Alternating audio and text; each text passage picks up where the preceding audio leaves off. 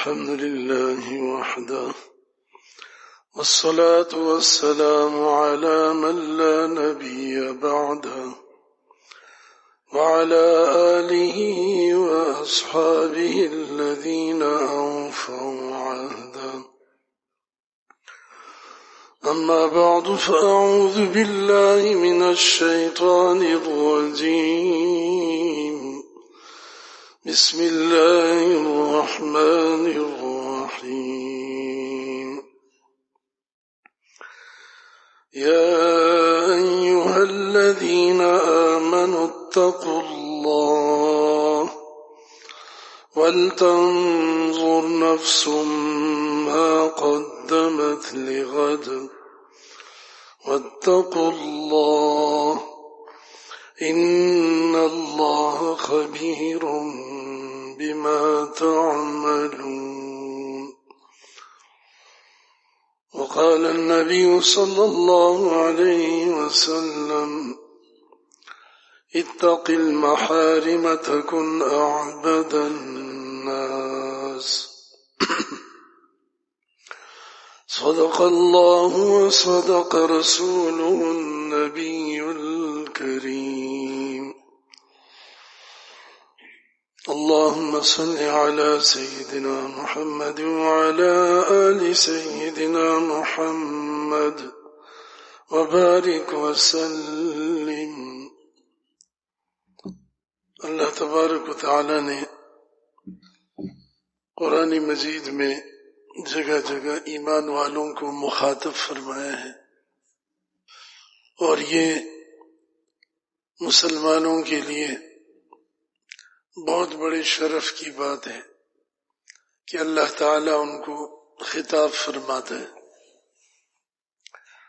اللہ جل شانہ نے ایمان والوں کو تربیتی انداز میں جگہ جگہ مخاطب فرمایا ہے، اور یہ بتایا ہے کہ ایمان والے اللہ جل شانہ ان سے کیا چاہتا ہے،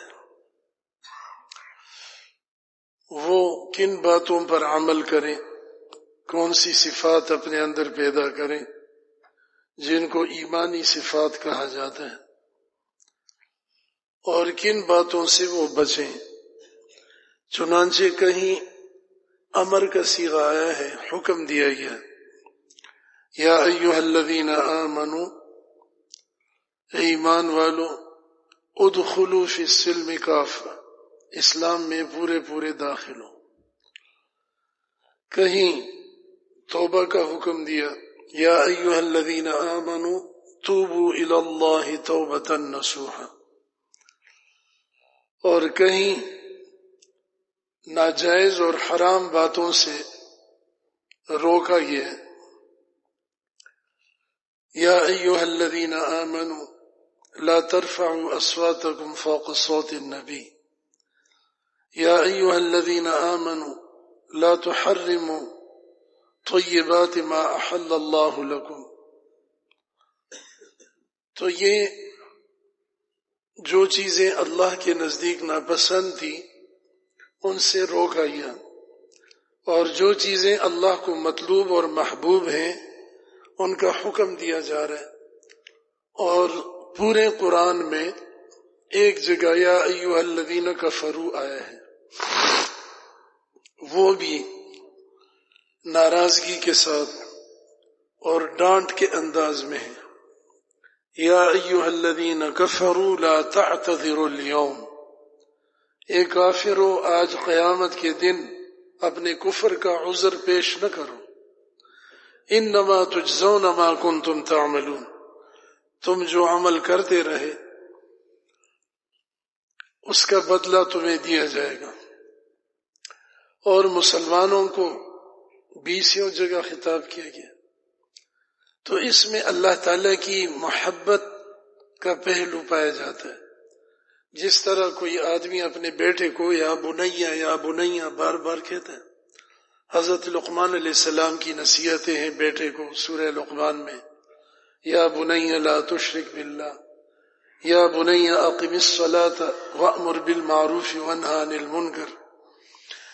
تو اس طرح اللہ تعالی ایمان والوں کو محبت سے مخاطب فرما رہے ہیں، اور ایمان کے معنی ہی در حقیقت محبت کے ہیں، عشق کے ہیں۔ یا ایھا الذین آمنوا کا مطلب یہ ہے کہ اے وہ لوگوں جو مجھ سے محبت کے دعوے دار ہو، اے میرے بندو جو مجھ سے عشق و محبت رکھتے ہو، تم سے یہ تقاضا ہے کہ یہ کرو، یہ کرو، یہ نہ کرو، یہ نہ کرو، محبت کا حق ادا کرو۔ اس کی دلیل بھی قرآن میں کہ ایمان اور محبت لازم ملزوم ہے، اور مومن اللہ تعالیٰ کے ساتھ محبت رکھنے والا ہوتا ہے۔ ویسے تو محبت دوسروں سے بھی ہوتی ہے، اللہ تعالیٰ نے طبعی اور فطری طور پر رکھی ہے، اس کی بھی اپنی جگہ ایک حد تک ضرورت ہے۔ والدین سے محبت، اولاد سے محبت، مال سے محبت، دوست احباب سے محبت، اپنے شیخ اپنے استاد سے محبت، یہ محبتیں ہیں۔ جہاں آدمی پیدا ہوتا ہے، جہاں رہتا ہے، وہاں سے محبت ہو جاتی ہے، لیکن یہ محبتیں محدود اور مغلوب رہنی چاہیے۔ لامحدود محبت اور غالب محبت وہ اللہ تعالیٰ کی ہونی چاہیے، کہ جب بیوی کی محبت اور اللہ کی محبت کا مقابلہ ہو، اللہ کی محبت کو اللہ کے حکم کو ترجیح دے۔ والدین یا بچوں کی محبت سامنے آئے اللہ کی محبت اور اس کے حکم کے مقابلے پر، تو اس کو چھوڑ دے، اللہ کے حکم اور اس کی محبت کو ترجیح دے دے۔ جیسے ابراہیم علیہ السلام کے اسوہ حسنہ سے یہ ظاہر ہو رہا ہے کہ انہوں نے اپنی جان کی پرواہ نہیں کی، حالانکہ جان سے بھی محبت ہوتی ہے۔ جب جان پہ آتی ہے، کوئی آدمی شدید بیمار ہے، اسپتال میں پڑا ہے، اس کو کہو یہ بیٹا ملنے آیا ہے، یہ آپ کی بیٹی بڑی پیاری آپ کو لگتی تھی، اس کو ذرا دیکھ لیں، گپ شپ کر لیں، وہ کہے گا بھائی ہٹاؤ ان کو، مجھے اپنی جان کی پڑی ہے۔ محبتیں بھول جاتی ہیں جب جان پر آتی ہے۔ ایک آدمی، یہ مجازی محبت ہوتی ہے، عشق ہوتا ہے مخلوق سے، تو یہ ایسے ہی شیطانی وسوسہ ہوتا ہے، مجھے فلان سے محبت ہے، میں جان دے دوں گا، یہ کر دوں گا۔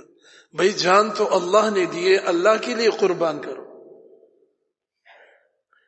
تو وہ بڑے دعوے کرتا تھا فلانا میرا محبوب ہے، لیکن ایک دفعہ جب قحط پڑا، عراق کے ایک علاقے میں تھا، تو ایک جگہ پڑا ہوا تھا، اس کو کسی نے کہا آپ کے محبوب کو لے آؤ، ملوا دوں، ملاقات کو شوق ہے اور دل چاہتا ہے۔ کہنے لگا محبوب جائے بھاڑ میں، محبوب کا نام نہ لو، اس وقت روٹی کا نام لو۔ میں بھوک سے مرنے لگا ہوں، تم کہتے ہو محبوب کو ملاؤ۔ اس وقت میرا سب سے بڑا محبوب کیا ہے؟ روٹی ہے، مجھے روٹی چاہیے۔ تو یہ گندم کی گرمی ہوتی ہے نا، تو پھر آدمی گڑبڑ کرتا ہے، کہتا ہے اس سے مجھے عشق ہو گیا، اس سے مجھے محبت ہے۔ تو اپنی جان پر آ جائے، پھر بھی اللہ تعالیٰ کو راضی رکھے، اپنی جان جاتی ہے تو چلی جائے، کیونکہ دو ہستیاں ایسی ہیں جن کے حکم پر جان کو قربان کرنا ضروری ہے، اور جان بچانا جائز نہیں ہے، لگانا ضروری ہے، اللہ اور رسول اللہ صلی اللہ علیہ وسلم۔ اسی کو فرمایا النبی اولا بالمؤمنین من انفسہم، نبی صلی اللہ علیہ وسلم ایمان والوں کے نزدیک اپنی جان سے بھی زیادہ محبوب ہیں، اور حضرات صحابہ رضی اللہ عنہم نے اپنی قربانیاں دے کر اس کا ثبوت فراہم کیا، اس کے نمونے انسانیت کے سامنے رکھے۔ تو یہ محبتیں محدود ہوتی ہیں۔ اگر والدین کی محبت نہ ہو تو پھر آپس میں ایک دوسرے کے حقوق، آداب، ان چیزوں کے اندر خلل پڑے گا۔ اولاد سے محبت نہ ہو تو ان کے لیے کون کما کر لائے گا سردی گرمی میں؟ مال سے محبت نہ ہو تو پھر کوئی کمائے گا ہی نہیں، تو دنیا کے نظام میں خلل پڑ جائے گا، لوگوں کی ضرورتیں پوری نہیں ہوں گی۔ مال سے محبت ہے تو بازار میں کوئی کپڑے کی دکان ڈالتا ہے کہ مال کماؤں گا، کوئی جوتے کی، کوئی دوائیوں کی، کوئی سبزی کی، اور اس طرح ہماری ضرورتیں اللہ پوری فرما رہا ہے۔ یہ کسی انسان کی تقسیم نہیں ہے، اللہ نے فطری طور پر دنیا کا نظام چلانے کے لیے ہر شعبے کو مختلف لوگ عطا فرما دیے۔ کسی کے دل میں کوئی میلان ہے، کسی کے دل میں کسی کام کی طرف رغبت رکھ دی، اور اس طرح نظام چل رہا ہے۔ چھوٹے سے چھوٹے کام کے لیے بھی افراد مہیا ہیں، اور بڑے سے بڑے کام کے لیے بھی افراد مل جاتے ہیں۔ واللہ فضل بعضکم علی بعض فی الرزق اور نحن قسمنا بینہم معیشتہم، یہ رزق کی تقسیم، معیش اور معاش، معیشت، یہ اللہ تعالیٰ نے فطری طور پر بانٹ دیا۔ جس میں جس کا رزق ہے صبر شکر سے رہے، اور مال کی محبت کو اپنے اوپر غالب نہ آنے دے۔ سب سے زیادہ محبت کس کی؟ ایمان والوں کی۔ میں نے پہلے عرض کیا کہ قرآن میں اس کی دلیل ہے، والذین آمنوا اشد حبا للہ، ایمان والوں کے دل میں سب سے زیادہ اللہ کی محبت ہوتی ہے، اور بعض اوقات خبر بمعنی امر بھی ہوتا ہے، گویا اس میں امر بھی ہے کہ ایمان والو تمہارے دل میں سب سے زیادہ محبت اللہ فرما رہے میری ہونی چاہیے۔ جیسے کونوا مع الصادقین، سچوں کے ساتھ ہو جاؤ، تو یہ سچوں اور اولیاء کی صحبت میں رہیں گے تو اللہ تعالیٰ کی محبت کا رنگ چڑھے گا، اللہ تعالیٰ کی محبت آئے گی۔ ورنہ یہ کوئی ایسی چیز نہیں ہے کہ آدمی کتاب کا مطالعہ کر لے تو اس کے اندر محبت پیدا ہو جائے، تقریر کہہ لے یا سن لے تو محبت پیدا ہو جائے۔ یہ ایک ماحول سے تعلق رکھنے والی چیز ہے، یہ ایک کیفیت ہے، اور کیفیات دل سے دل کو منتقل ہوتی ہیں۔ ایک معنوی چیز ہے، کوئی جوہر، کوئی محسوس ہونے والی چیز نہیں ہے کہ ظاہر میں رکھی ہوئی ہے تم اٹھا لو۔ تو اس رنگ کو اپنانے کے لیے ماحول اور اہل اللہ کی صحبت بہت ضروری ہے، اور ماحول کا اثر ہوتا ہے۔ آپ اگر ایک مولانا صاحب کے پاس بیٹھیں کہیں مسجد مدرسے میں، آپ کے سر میں درد ہو جائے تو آپ کہیں گے مولانا صاحب ذرا دم ڈال دیں، سر میں درد ہو رہا ہے، ماحول ہے۔ اور اگر آپ میڈیکل سٹور میں بیٹھیں اور ادھر سر میں تکلیف ہو جائے تو آپ اس کو کہیں گے جی کوئی گولی دے دو، پنسٹان کوئی اور گولی اس طرح کی، ڈسپرین، میرے سر میں تکلیف ہے، گولی کی طرف ذہن جائے گا۔ ماحول ہے، وہاں اس کا ماحول ہے، یہاں اس کا ماحول ہے، اور ماحول سے انسان ضرور متاثر ہوتا ہے، کبھی محسوس ہوتا ہے کبھی نہیں۔ جس طرح باہر دھوپ میں بیٹھیں گے تو گرمائش ہوگی، سائے میں ٹھنڈک ہے، بعینی ہی اسی طرح ماحول اپنا اثر دکھاتا ہے۔ تو اللہ جل شانہ ایمان والوں کو مخاطب فرماتے ہیں جگہ جگہ، اور ایمان کے ساتھ تقوی کا ذکر بار بار آتا ہے۔ یا ایھا الذین آمنوا اتقوا اللہ حق تقاتہ، اللہ تعالیٰ سے ڈرو جیسا کہ ڈرنے کا حق ہے۔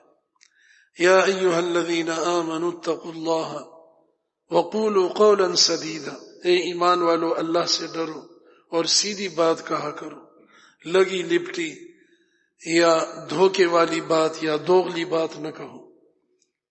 یا ایھا الذین آمنوا اتقوا اللہ ولتنظر نفس ما قدمت لغد، اے ایمان والو اللہ سے ڈرو، اور تم میں سے ہر ایک کو دیکھنا چاہیے کہ کل کے لیے اس نے کیا بھیجا۔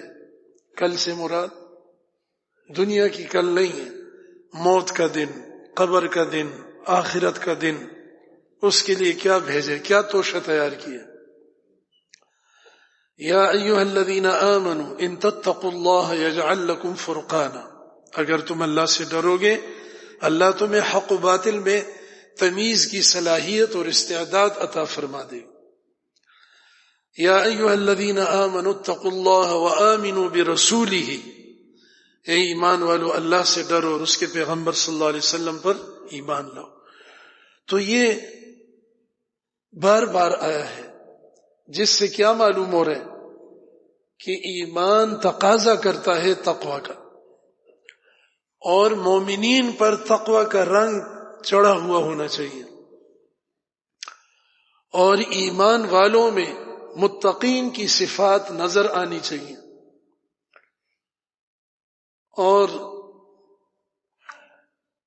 تقوی کہتے ہیں پرہیزگاری کو. پرہیز جسمانی طور پر بھی ہوتا ہے، کسی کو کوئی بیماری ہے، ڈاکٹر طبیب کہتے ہیں فلاں فلاں چیز آپ نے نہیں کھانی، یہ پرہیز ہے. اور پرہیز کرنے والا مریض بغیر دوا کے بھی ٹھیک رہتا ہے، اور اللہ تعالیٰ صحت بھی دے دیتے ہیں اللہ کو منظور ہو تو. اور پرہیز نہ کرنے والا وہ دوا کا محتاج ہوتا ہے، کبھی بیماری بڑھ جاتی ہے لیکن ختم نہیں ہوتی بد پرہیزی کی وجہ سے. اسی طریقے سے جب آدمی گناہوں سے پرہیز کرتا ہے تو اللہ تعالیٰ اس کو اپنی ولایت، محبت، محبوبیت عطا فرما دیتے. اور اگر خلطوا عملا صالحا وآخر سیئا، ملا جلا رلا ملا مخلوط عمل کرتا ہے، کچھ گناہ کرتا ہے کچھ نیکی، تو اس کے لیے نجات کی ضمانت نہیں ہے. نجات کی ضمانت نفلی عبادات سے زیادہ تقوی اور گناہوں سے بچنے پر دی گئی ہے. چنانچہ آپ علیہ السلام نے فرمایا من یضمن لی ما بین لحیہ وما بین فخذیہ، اور ایک روایت میں وما بین کشحیہ اضمن لہ بالجنہ، جو مجھے دو جبڑوں کے درمیان زبان کی ضمانت دے دے کہ اس کی حفاظت کرے گا. بعض علماء فرماتے ہیں کہ دو جبڑوں میں دانت بھی آ گئے، دانتوں کی ضمانت بھی دے دے. زبان کی ضمانت تو ظاہر ہے کہ اس سے جھوٹ نہ بولے، غیبت نہ کرے، فضول گوئی نہ کرے وغیرہ. اور دانتوں کی حفاظت کیا کہ اس سے حرام لقمہ نہ چبائے، حرام پیٹ میں نہ ڈالے. چنانچہ مابین کشحے کے ساتھ بھی اس کا جوڑ ہے. اپنے دو پہلوؤں کے درمیان جو حصہ ہے پیٹ، اس کی حفاظت کی ضمانت مجھے دے کہ پیٹ میں حرام نہیں ڈالے گا اور زبان سے حرام بولے گا نہیں. اور دوسری روایت میں ہے مابین فخذہ، دو رانوں کے درمیان جو واجب الستر حصہ ہے اس کی حفاظت کرے. چنانچہ ایمان والوں کی جو صفات سورۃ المومنون کے شروع میں ہیں کہ نمازوں میں خشوع ہوتا ہے، لغو و فضول باتوں سے بچتے ہیں، والذین هم عن اللغو معرضون والذین هم للزکاة فاعلون، اپنا تزکیہ کرتے ہیں، زکوٰۃ ادا کرتے ہیں. اور دوسرا معنی فاعلون کے مفہوم سے یہ بھی نکل رہا ہے کہ وہ اپنا تزکیہ کرتے ہیں، تزکیہ والے اعمال میں جڑتے ہیں، اس کا اہتمام کرتے ہیں. والذین هم لفروجہم حافظون، اور اپنی شرمگاہوں کو تھامتے ان کی حفاظت کرتے ہیں، سوائے الا علی ازواجہم او ما ملکت ایمانہم، اپنی بیوی یا شرعی باندی. تو یہاں پر بھی یہ عن اللغو معرضون، فضول باتوں سے بچتے ہیں اور شرمگاہوں کی حفاظت کرتے ہیں، اس میں بھی دونوں چیزیں آ گئی. تو دیکھیں اس کی حفاظت کرنے والے کو آپ علیہ السلام جنت کی ضمانت دے رہے ہیں، کیونکہ جتنے بھی گناہ ہیں وہ اکثر پیٹ اور شہوت کے ساتھ، شرمگاہ کے ساتھ تعلق رکھتے ہیں. بد نظری ہے، گانا سننا ہے، زنا ہے، اس کے دواعی ہیں، اس کے اسباب اور راستے ہیں، ان سب سے بچنا ہے. کیونکہ سورہ بنی اسرائیل میں فرمایا، یوں نہیں فرمایا لا تفعلوا الزنا، زنا نہ کرو. کیا فرمایا؟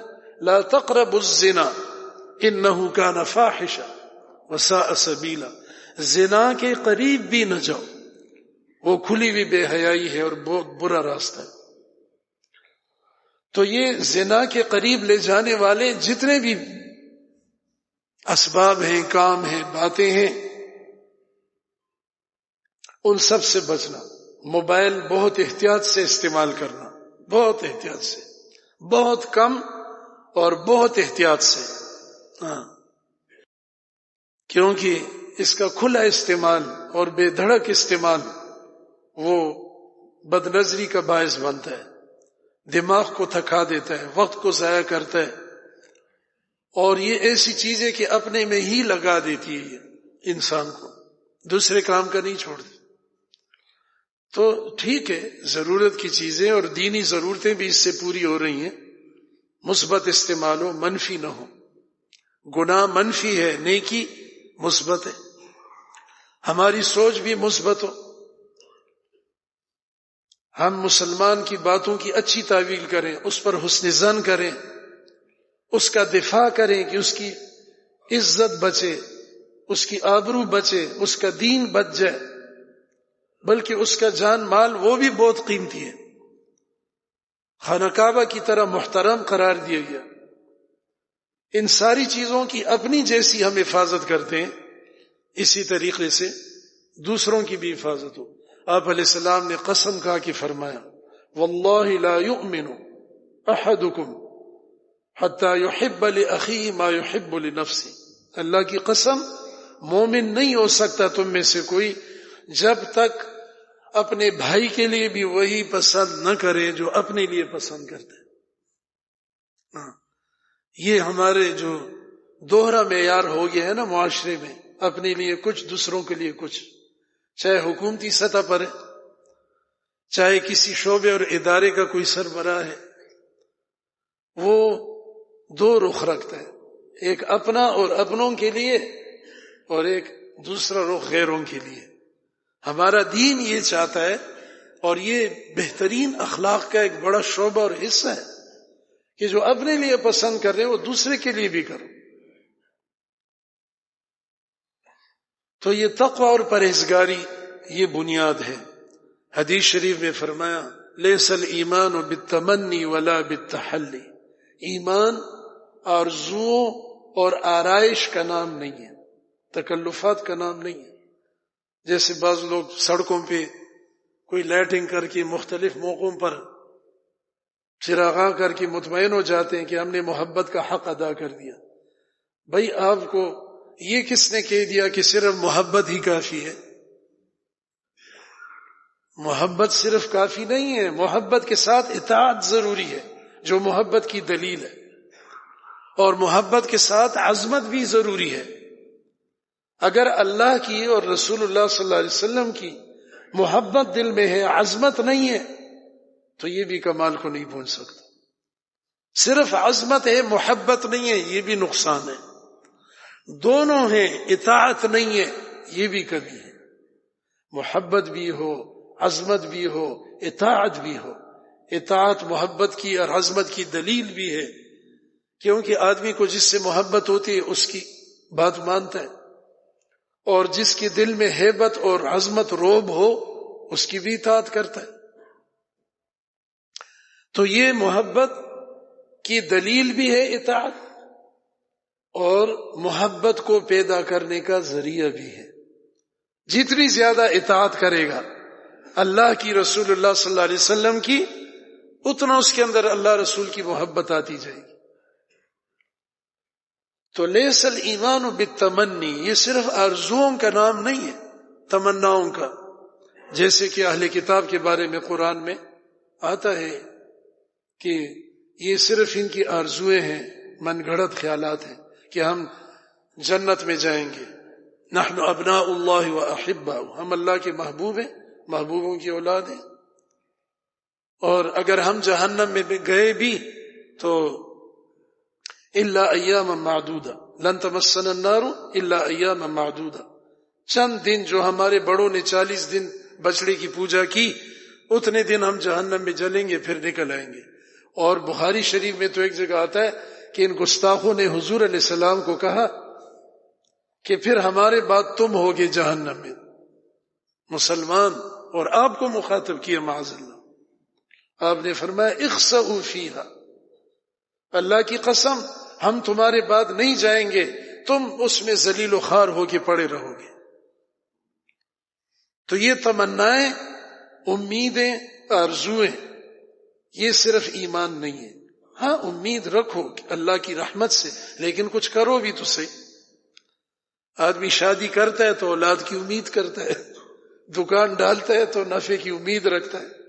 ہاں جی، ہر کام دنیا میں وہ محنت چاہتا ہے، عمل چاہتا ہے، پھر امید ہوتی ہے کہ اس کا ثمرہ ملے گا۔ اور یہاں آ کے صرف امید کہ اللہ غفور رحیم ہے جی۔